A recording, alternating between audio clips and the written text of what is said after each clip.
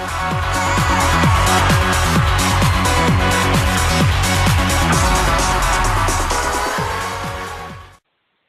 everybody. Thanks for tuning in to this week's edition of What's Up, Doc?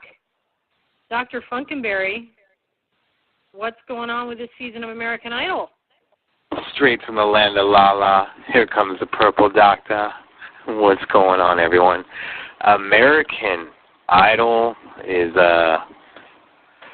can I just say really quick, though, before all this news, I'm just so glad. This is actual real news, not Mel Gibson, not Lindsay Lohan. So I'm so happy to be talking about this, even though Ellen is departing American Idol. She, quote-unquote, quit the show. And not only... She just got there. Yeah, it's been a year. Ironically enough, the first, I can't remember, the first day that Ellen announced that she was doing the show, or the first day she did the show, Simon announced she was leaving, so it was kind of odd from the get-go. But Ellen, you know, she was twittering today about talking with Stephen Stonestreet from Modern Family, plays one of the gay guys on the show. And then a few hours later, she tweets this, dim the lights. I voted myself off of American Idol. And she released a mini statement, you know, about a couple months ago. I let Fox and the American Idol producers know that this didn't feel like the right fit for me. I told them I wouldn't leave them in a bind and that I would hold off on doing anything until they were able to figure out where they wanted to take the panel next. It was a difficult decision to make, but my work schedule became more than I bargained for. Don't believe it. I also realized this season that while I love discovering, supporting, and nurturing young talent, it was hard for me to judge people and sometimes hurt their feelings. I believe that. I love the experience working on Idol, and I'm very grateful for the year I had. I'm a huge fan of the show and will continue to be. Personally, I believe with Simon leaving, they're really worried about things. And I don't think Ellen gelled the way that they thought that she would. She's a fan of the show, but she couldn't contribute anything. And maybe the whole thing of her saying that she doesn't like to hurt people's feelings played into effect in it. Well, I think they thought Ellen would bring in this whole other audience that loved didn't her. Happen. That they would, in their ratings, that's not what happened, and they should be worried. I mean, I just don't think the show is going to be nearly as entertaining or as interesting without Simon Cowell. But they're going to try to make it interesting. I don't know if you heard, but Nigel Lithgow, who's one of the producers in the show, who would get a lot of the special guest talent that you've seen over the years or make certain moments happen behind the scenes, is back in the fold. I'm hearing he's inserting himself into the role of a judge. We've heard rumors earlier this week that Jessica Simpson may be one of the judges coming in. Here's the deal. The Kara girl who just came on as well, she was a year-to-year contract. I'm thinking she's out the door. I'm thinking Randy Jackson may be able to stay.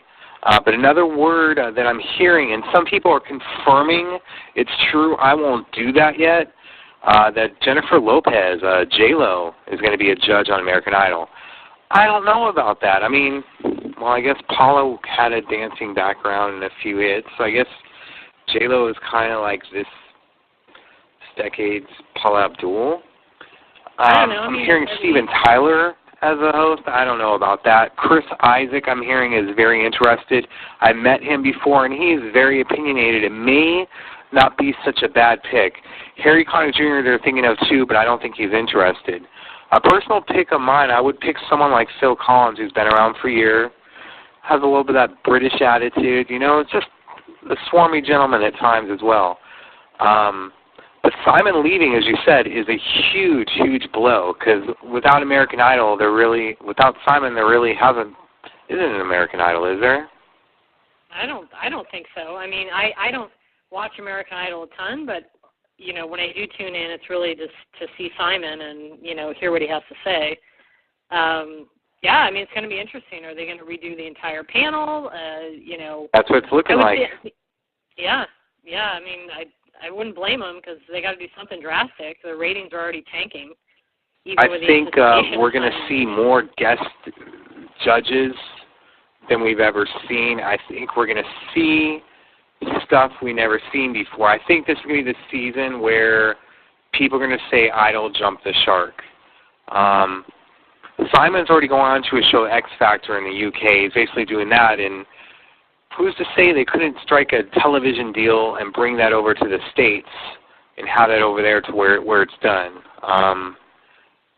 It's going to be very interesting. I just feel that it's interesting because American Idol, in all honesty, is not going to debut until the end of January, early February. And here it is, not even the dog days of August yet, and we're already discussing it. So in a way, the kind of negative publicity that's happening, it's not really bad because we're focusing on that a little bit. I mean, Ellen's decision kind of came as a shock to me. Well, but aren't auditions are kicking off around the country, so you are correct. They've got to do something. They did that last year without even having Ellen in place yet. So it's been done. I wonder who's been the ones doing the auditioning. You know, maybe there was some of Ellen in there. I wonder if they're going to edit that out carefully. I think Nigel was in the mix for some of that. Now with So You Think You Can Dance, kind of close to the end of the season. Nigel is a very, very, very smart man. I think if anyone can actually save Idol, he can. I don't know if it can be saved, but they're putting it into the right person's hands. And the control that he has, I mean, he's already switching stuff up with Ellen.